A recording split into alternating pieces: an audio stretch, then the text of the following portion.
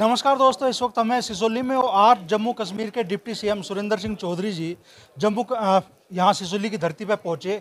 किसान राजधानी सिसोली में पहुँचे तो हजारों की तादाद में किसान उनके स्वागत में उमड़ पड़े और बड़ा भरोसा सुरेंद्र जी ने दिलाया कि जम्मू कश्मीर में तो विशेष तौर पे किसानों को किसी भी किस्म की कोई दिक्कत नहीं होने दी जाएगी।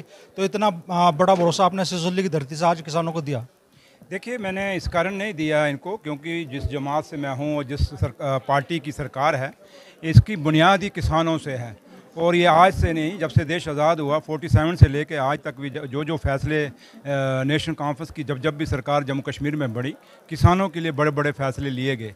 आज भी बेशक हम यूटी के अंदर हैं, स्टेट का दर्जा हमारे पास नहीं है, लेकिन उसके बावजूद भी किसानों के लिए बड़े फैसले ले रहे हैं। जैसे राकेश टिकैत साहब ने केसर की बात की, क्योंकि केसर दुनिया में और देश में जब बिकता है, यहाँ लोग नकली डबियाँ लेके केसर की बेचते थे, जो कि कावा बनता है, कश्मीरी कावा, उसको हमने जियो टैग करा दिया ताकि लोग इसको नकली ना बेच सकें। पश्मीना शाल जो मशहूर है जम्मू कश्मीर का, और उस शाल का अपनी खूबसूरतियाँ लोग उसको पसंद करते हैं, तो उस शाल को भी हमने जियो टैग कर दिया, क्योंकि वो भी देश के अंदर अलग अलग कोनों में कुछ लोग ऐसे थे जिन्होंने अपनी फैक्ट्रियाँ लगा ली थी और इन शालों को बेचते थे। अब जियो टैग करने से आपका नकली कश्मीरी पश्मीना आपको नहीं मिलेगा। तो इसलिए मैं काफ़ी सारे फैसले, सेब के ऊपर हाइब्रिड हमने ब्रीड वहाँ लगानी खेती करनी शुरू की है। जम्मू कश्मीर में किसानों के लिए, चाहे वो बासमती चावल है, उसके लिए भी फैसले लिए गए हैं। और इसलिए काफ़ी चीज़ों पे जम्मू कश्मीर की सरकार ने, उमर अब्दुल्ला सरकार ने 10 महीने के अपने इस टेन्योर में, और पिछला 2014 से पहले जो हुकूमत थी उसके अंदर भी, और आज भी इन 10 महीनों में काफ़ी बड़े फैसले लिए हैं। अभी 10 महीने हुए हैं, लेकिन थोड़ा सी हमें दिखते हैं यही आ रहे हैं कि जम्मू कश्मीर अभी स्टेट का दर्जा नहीं मिला है, अभी यूटी है, और यूटी की फंडिंग कम होती है, स्टेट की फंडिंग ज़्यादा होती है, इसलिए थोड़ी मुश्किलें और मुसीबतें हैं।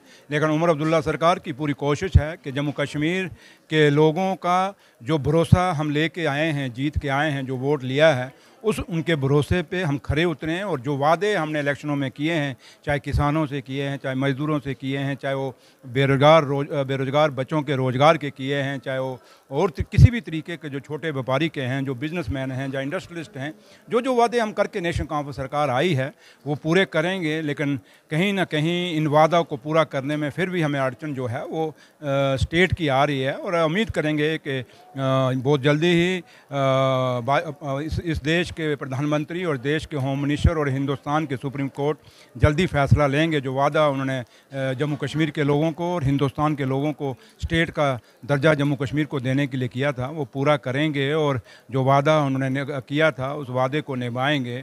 क्योंकि ये सरकार जो भगवान राम जी को ज़्यादा मानती है, और भगवान राम जी ने कहा था, रघुकुल रीत चली आई, प्राण चले जाएं पर बचन ना जाए। इसलिए अब इनके वचन हम देखेंगे, जो वचन इन्होंने हमें किया है, क्योंकि भगवान राम ने तो जो वचन किए पूरे किए।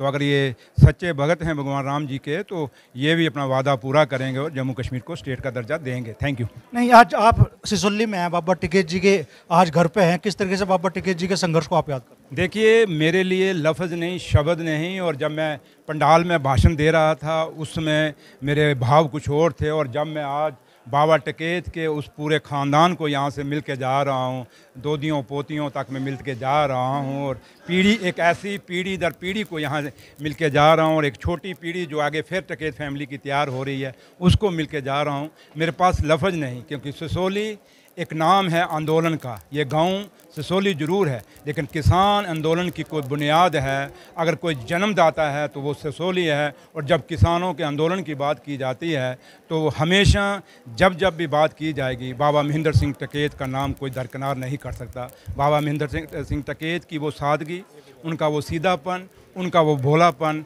वो एक फ़कीर से कम नहीं थे, और जो वो करके गए हैं वो मिसाल आपके सामने। और जो दुनिया मैंने आज दिल्ली से लेके सिसोली तक पहुंचने के बीच में रास्ते में जहाँ भी मैं रुका, राकेश टिकैत साहब का, नरेश टिकैत साहब का, मेरे पास लफ्ज़ नहीं, मैं शुक्रिया कैसे अदा करूं, क्योंकि जो इज़्ज़त मान सम्मान मुझे इस सिसोली की धरती पे दिया, दिल्ली से लेकर यहाँ तक, और उस परिवार के आगे वारिस ये दो भाई जो हैं नरेश जी और राकेश टिकैत जी और नरेश टिकैत जी, और मेरे जैसे एक इंसान को बुलाना। और जब as a deputy chief minister मैं जम्मू कश्मीर में आया, जम्मू कश्मीर का डिप्टी चीफ मिनिस्टर यहाँ यूपी की धरती पे आया हूँ, उत्तर प्रदेश की धरती, और ख़ासकर वेस्टर्न यूपी में जब मैं आया हूँ, ये किसानियत के नाम से भी जानी जाती है, ये आंदोलनकारियों के नाम से भी जानी जाती है। ये वो धरती है जिसने आज़ादी से लेके, आज़ादी से पहले लेके आज़ादी के बाद भी हमेशा शहीदों के नाम यहाँ लिखे गए हैं, चाहे बॉर्डरों पे लिखे गए, चाहे 47 की उस आज़ादी की लड़ाई में लिखे गए। तो इसलिए इस धरती पे आना मेरे लिए फ़ख्र की बात है। और जब मैं यहाँ as a deputy chief minister आया हूँ, ये खाली सुरेंद्र चौधरी को सम्मानित नहीं किया गया, यहाँ एक deputy chief minister Jammu Kashmir को सम्मानित नहीं किया गया, बल्कि मेरे लीडर डॉक्टर फारूक अब्दुल्ला साहब को सम्मानित किया गया। उमर अब्दुल्ला साहब जो जम्मू कश्मीर के मुख्यमंत्री हैं, मेरे भाई, उनको सम्मानित किया गया। और ये जम्मू कश्मीर की वो आवाम, चाहे वो किसान है, मजदूर है, चाहे वो नौजवान है, चाहे वो बुज़ुर्ग है, चाहे वो मेरी माता, मेरी बहन, उन दूर दराज के पहाड़ों में जम्मू कश्मीर में बैठी हुई है, उन सब का यहाँ पे आज उनको सम्मानित किया गया है। तो इसलिए मेरे लिए फ़ख्र की बात है कि मैं बाबा के चरण, बाबा महेंद्र सिंह टिकैत जी के चरण जिस धरती पर पड़े हों, जब सुरेंद्र चौधरी वहाँ आया हो, तो आज मैं महसूस करता हूँ, क्योंकि मैं भी एक स्ट्रगल करके यहाँ पे पहुँचा हूँ इस मुकाम तक, तो वो स्ट्रगल मैं जानता हूँ कि बाबा ने कैसे की होगी। आज तो रिसोर्सेज बहुत हैं, हम लोगों के पास गाड़ियाँ बड़ी हैं, हम सब रिसोर्सेज, हर चीज़ है, लेकिन बाबा ने जब आंदोलन शुरू किए उसमें बड़ी हालात कुछ और थे। तो इसलिए इस धरती पे आके मुझे बड़ा फ़ख्र महसूस हो रहा है। और मैं नरेश जी का और राकेश जी, दोनों भाई टिकैत ब्रदर्स का और पूरे परिवार का शुक्रिया अदा करता हूँ। और जो रिस्पेक्ट दी, और मैं अगर पर्सनल कहूँ तो जो रिस्पेक्ट मुझे दी, तो इन्होंने सुरेंद्र चौधरी को ख़रीद लिया है, और मेरे ख़ानदान हमेशा इस रिस्पेक्ट का ऋणी रहेगा। और हमेशा हमारी कोशिश रहेगी टिकैत और सुरेंद्र चौधरी के जो परिवार हैं जम्मू कश्मीर से, और यहाँ वो रिश्ते जो आज शुरुआत हुए हैं, जब तक हम जिंदे हैं हम निभाएंगे, आगे हमारी पीढ़ी दर पीढ़ी ये रिश्ते निभाएगी। Thank you. चौधरी साहब, आज सुरेंद्र चौधरी जी पहुँचे हैं यहाँ पे, क्या कहना चाहेंगे? मैं बड़ा अच्छा लगा, आज इतना बड़ा विशाल जनसमूह यहाँ से हो रहा, इकट्ठा हुआ, और चौधरी सुरेंद्र जी जो उप मुख्यमंत्री जम्मू कश्मीर के यहाँ आए, तो ऐतिहासिक धरती पर इनका स्वागत है। इन्होंने बड़ी अच्छी बात, बिल्कुल यहाँ से समाज से मिलती जुलती बात कही। तो इस तरह के प्रोग्राम होते रहने चाह। आज जो इस रसोई का उद्घाटन हुआ, भूमि पूजन हुआ, तो ये बड़ी अच्छी बात है कि इस तरह के प्रोग्राम जो यहाँ खाने पीने की व्यवस्था की बात है, यह जगह ली गई, इसमें यूँ करा तो ठीक लगा। अच्छा, चौधरी साहब ने अपना परिचय दिया एक फौजी के बेटे के तौर पे, एक किसान परिवार के बेटे के तौर पे, कैसे महसूस हुआ आपको सिसोली के लोग? नहीं, ये तो बहुत ही अच्छा लगा।